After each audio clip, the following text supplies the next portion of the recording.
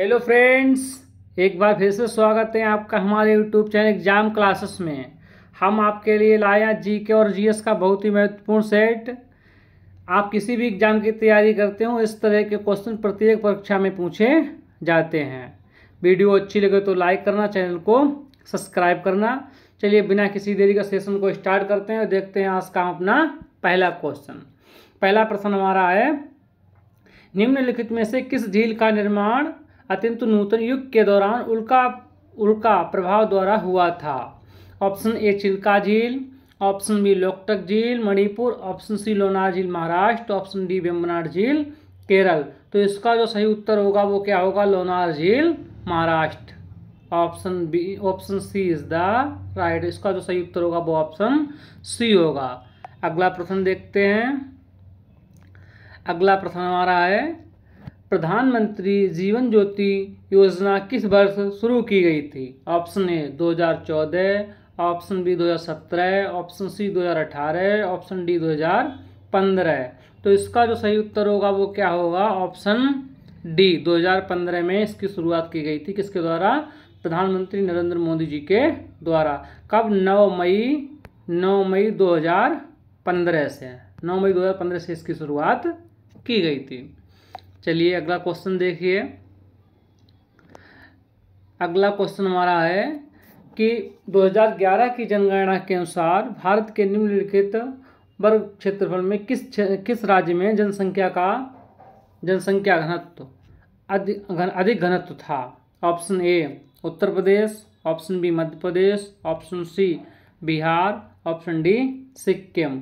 तो इसका जो सही उत्तर होगा वो क्या होगा? बिहार। ऑप्शन सी इसका सही उत्तर होगा। चलिए अगला प्रश्न देखिए।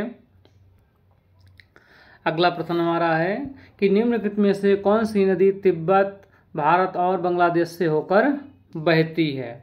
Option A Yamuna, option B Narmada, option C Brahmaputra, option D Ganga. तो इसका जो सही उत्तर होगा वो क्या होगा? ब्रह्मपुत्र। भारत में इसको क्या कहते हैं? ब्रह्मपुत्र कहते हैं।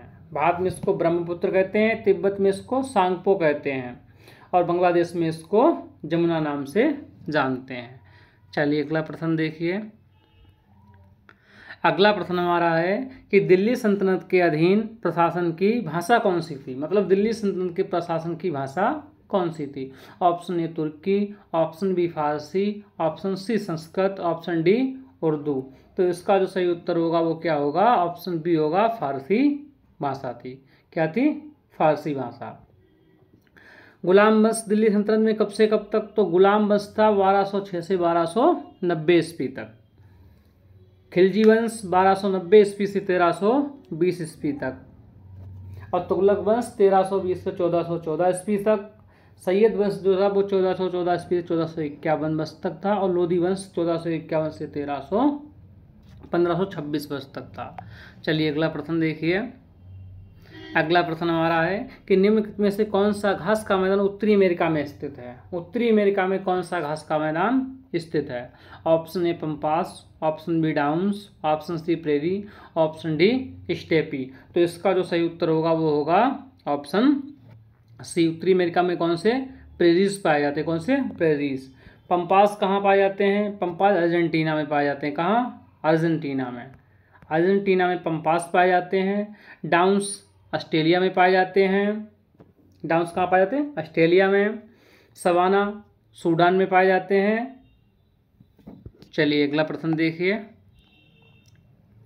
अगला प्रश्न हमारा है, निम्नलिखित में से कौन सा स्मारक राजस्थान में स्थित है? ऑप्शन ए हवा महल,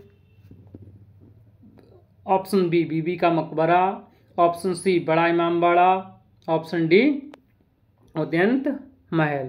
तो इसका जो सही उत्तर होगा वो क्या होगा? हवा महल। जैसा कि आप जानते हैं हवा महल कहाँ स्थित है? राजस्थान में हवा महल स्थित है। इसको किसने बनवाया था? इसको 1799 ईस्वी में महाराजा सवाई प्रताप सिंह जी ने बनवाया था। बीबी का मकबरा कहाँ? तो बीबी का मकबरा औरंगाबाद में है। कहाँ है? औरंगाबाद में स्थित है। बड़ा इमामबाड़ा आप जानते हैं लखनऊ में स्थित है। चलिए अगला प्रश्न देखिए।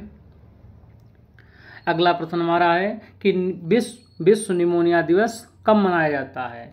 विश्व निमोनिया दिवस कब मनाया जाता है? ऑप्शन ए 15 अक्टूबर, ऑप्शन बी 12 नवंबर, ऑप्शन सी 5 सितंबर, ऑप्शन डी 18 दिसंबर। तो इसका जो सही उत्तर होगा वो क्या होगा? 12 नवंबर को विश्व निमोनिया दिवस मनाते हैं। इसका उत्तर होगा बी, बिल्कुल सही उत्तर होगा इसका। अगला प्रश्न देखिए। अगला प्रश्न हमारा है, खरीफ की इनमें से किस फसल को भोजन और चारे दोनों के रूप में इस्तेमाल किया जाता है? मतलब खरीफ की ऐसी कौन सी फसल है जिसको भोजन और चारे दोनों के रूप में इस्तेमाल किया जाता है? तो इसका जो सही उत्तर होगा वो क्या होती है? मक्का होती है। इसको चारे और भोजन दोनों के रूप में इस्तेमाल करते हैं। खरीफ की फसलें कब बोई जाती हैं? तो खरीफ की फसलें जून जुलाई में बोई जाती हैं और सितंबर अक्टूबर में काट ली जाती हैं। धान है, कपास है, मूंग है, जूट है, मूंगफली है, सोयाबीन है, किसकी फसलें हैं? खरीफ की फसलें हैं। चलिए अगला प्रश्न देखिए। अगला प्रश्न हमारा है कि लक्ष्मी नारायण शास्त्री का संबंध निम्नलिखित में से किस नृत्य शैली से है? मतलब लक्ष्मी नारायण शास्त्री का संबंध, option A Kathak, option B Kuchipudi, option D Odissi, option D Mohiniyattam. तो इसका जो सही उत्तर होगा वो क्या होगा? ऑप्शन बी कुचिपुड़ी का। किससे? कुचिपुड़ी। लक्ष्मी नारायण शास्त्री का संबंध किससे है? कुचिपुड़ी से है। कथक के कौन है? तो कथक के अपने बिरजू महाराज और लच्छू महाराज हैं। कथक के कौन है? कथक के बिरजू महाराज और लच्छू महाराज हैं। ओडिसी के कौन है? ओडिसी की वो सोनम मान सिंह और मोहिनी अट्टम के कल्याणी अम्मा है। कौन सी? कल्याणी अम्मा। ठीक है। अगला प्रश्न देखिए। अगला प्रश्न हमारा है, भारतीय बैडमिंटन संघ का गठन किस वर्ष में किया गया था? Option A 1956, option B 1934, option C 1967, option D 1978। तो इसका जो सही उत्तर होगा वो क्या होगा? 1934। ऑप्शन बी इसका सही उत्तर होगा। ऑप्शन बी इसका सही उत्तर है। अगला प्रश्न देखिए। अगला प्रश्न हमारा है, रजिया पहली मुस्लिम शासक थी। भारत के किस तुर्की शासक की बेटी थी? Option A Shamsuddin Iltutmish, option B Muizuddin Bahram, option C Qutbuddin Aibak, option D Ghiyasuddin Balban. तो इसका जो सही उत्तर होगा वो होगा ऑप्शन ए, शमसुद्दीन इल्तुतमिश की बेटी थी रजिया। चलिए अगला प्रश्न देखिए। अगला प्रश्न हमारा है, भारत की संविधान सभा द्वारा राष्ट्रगान को निम्न में से किस वर्ष अपनाया गया था? राष्ट्रगान को किस वर्ष अपनाया गया था? तो इसका option A 1949, option B 1950, option C 1947, option D 1952। तो इसको कब अपनाया था? 24 जनवरी 1950। इसका जो सही उत्तर होगा वो ऑप्शन बी होगा। कब अपनाया था? 24 जनवरी को, 24 जनवरी 1950 को। चलिए अगला प्रश्न देखिए। अगला प्रश्न हमारा है, सिख धर्म के छठे गुरु निम्नलिखित में से कौन थे? Option A Arjun Dev, option B Guru Ramdas, option C Guru Hargovind, option D Guru Angad. तो इसका जो सही उत्तर होगा वो क्या होगा? गुरु हरगोविंद थे। छठे गुरु, सिख धर्म के छठे गुरु कौन थे? तो सिख धर्म के छठे गुरु थे गुरु हरगोविंद। पहले गुरु कौन थे? पहले गुरु गुरु नानक थे, सिख धर्म के संस्थापक। दूसरे गुरु अंगद थे। तीसरे कौन थे? तीसरे गुरु अमरदास और चौथे गुरु रामदास थे और पांचवें गुरु अर्जुन देव थे। चलिए छठे तो आप जानते हैं गुरु हरगोविंद सिंह थे। अगला प्रश्न देखिए। अगला प्रश्न हमारा है कि निम्नलिखित में से कौन सी प्रायद्वीपीय भारत की पश्चिम की ओर बहने वाली सबसे बड़ी नदी है? मतलब पश्चिम की ओर बहने वाली सबसे बड़ी नदी है। ऑप्शन ए कृष्णा नदी, option B Kaveri, option C Narmada, option D Godavari. तो इसका जो सही उत्तर होगा वो होगा ऑप्शन सी नर्मदा नदी है। नर्मदा नदी कहाँ से निकलती है? अमरकंटक की पहाड़ियों से निकलती है और कहाँ गिरती है? खंबात की खाड़ी में गिरती है। चलिए अगला प्रश्न देखिए। अगला प्रश्न हमारा है, भारत की निम्नलिखित में से किस झील में रामसर स्थलों में शामिल नहीं किया गया? कौन सी झील ऐसी है जो रामसर झील में शामिल नहीं है? ऑप्शन ए चिल्का झील, ऑप्शन बी लोकटक झील, ऑप्शन सी कीथम झील, ऑप्शन डी डल झील। तो इसका जो सही उत्तर होगा वो होगा ऑप्शन डी, डल झील को शामिल नहीं किया गया। ठीक है। चिल्का झील को कब शामिल किया गया था? चिल्का झील को 1981 ईस्वी में शामिल किया गया था। लोकटक झील को 1990 में शामिल किया गया था और कीथम झील को 2020 में शामिल किया गया।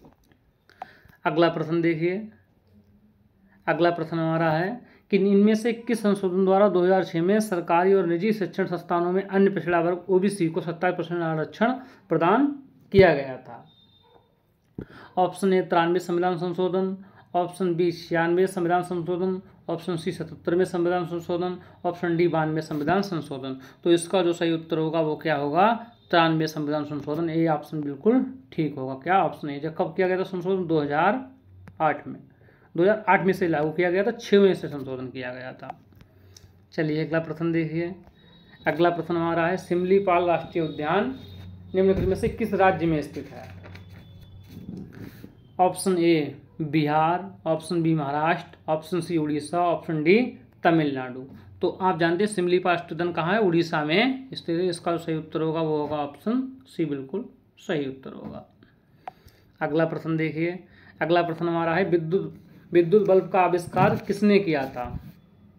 विद्युत बल्ब का आविष्कार किसने किया था? Isaac Newton, Albert Einstein, Thomas Alva Edison, Alexander Graham Bell. तो इसका जो सही उत्तर होगा वो क्या होगा?